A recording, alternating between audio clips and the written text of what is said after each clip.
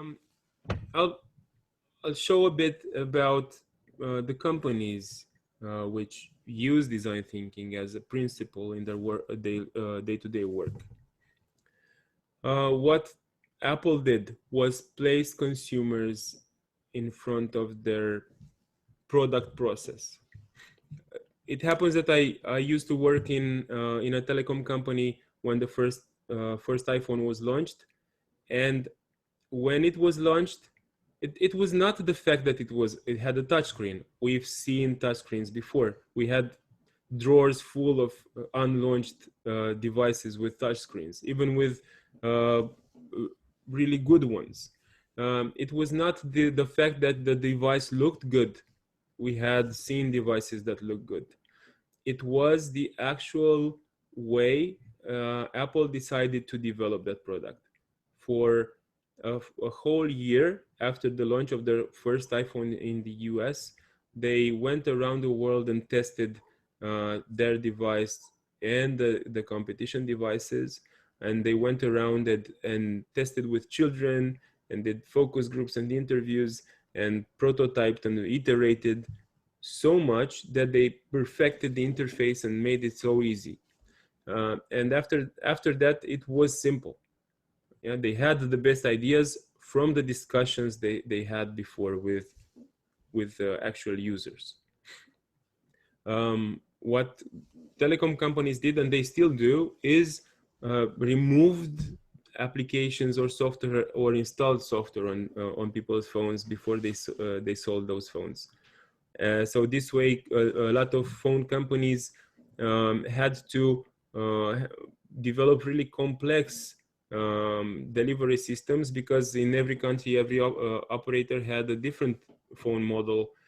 So basically, one project became 20 projects. But Apple never did that. They refused to customize their devices for every phone operator, and that's an important aspect. They kept this simple, and they reconsidered who the real customer was. The customer stopped being a business, a telecom company, and the customer started being the end user.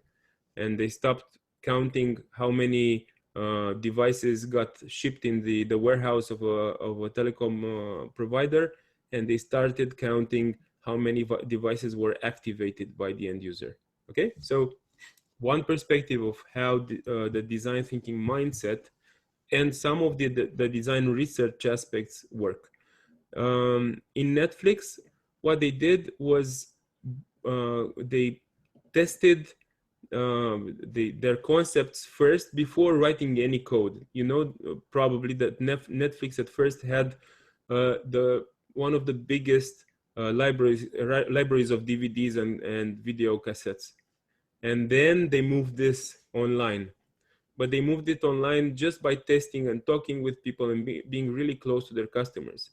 And a lot of their customers moved from renting out physical support for so disk drives to being payers for online services. Airbnb did this by mapping out every interaction between the host and the guests, and trying to understand both these journeys. And in Airbnb offices everywhere, in the elevators, in bathrooms, on the hallways, there are illustrations speaking out every time about the journey and how these customers feel in every touch point of their transition through the service. Okay, these are just top of mind examples of how big companies actually use design thinking and the design process.